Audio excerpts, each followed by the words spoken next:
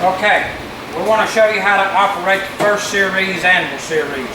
This is the one that comes with a secondary switch over here, which is for your airless welder. That's this welder right here.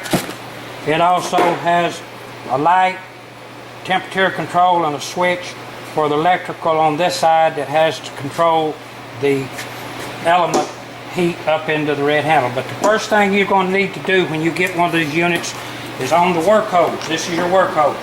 Put yourself a coupling on there that matches the fittings that you use in your shop, because we do not send this coupling out with it because we don't know what you use. The other thing is to take and hook up an air fitting on this end, which is a male air fitting to supply this unit with air. The other thing is you'll need to have an extension cord to hook up, and always use one that has 3-prong hookup. Now, you can hook up your electrical, hook up your air, open your unit up, set yourself out a pedestal, and then bring your air working heat unit out. This is your welder. It has an element in here that heats up. You'll need to set it in the pedestal. Next thing you're going to need to do is reach and get your 2 arms. These arms are made so that you can put your bumpers in several positions. You can turn a bumper any way you want to turn it here.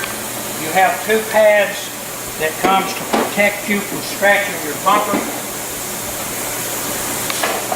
I want to let you know and take note of this. If you got a bumper in here, anywhere on this unit, if you're working on this end, put your pedestal over here, a mounting pedestal for the red handle welder.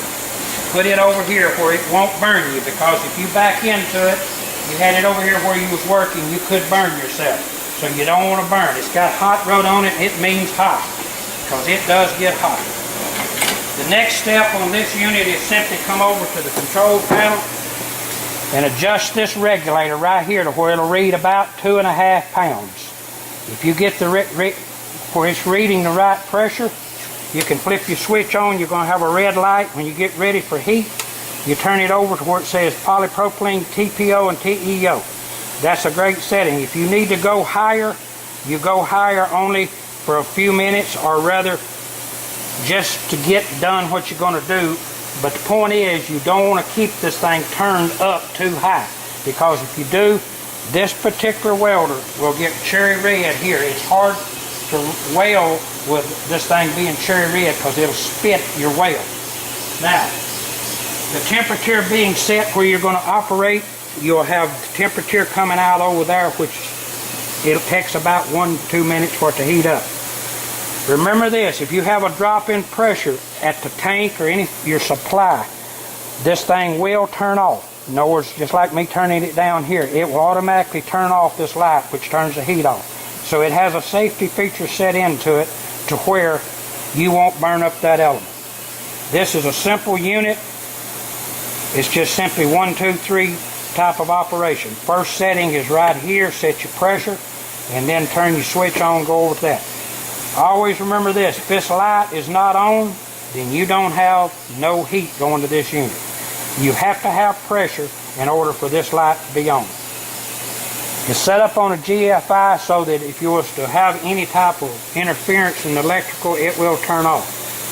That's the basics of this unit. You got a work hose, you got the welder, it comes with all the products to do it with, and this is the one we have actually went away from to a degree, but anyway, it's a great welder. It does the job.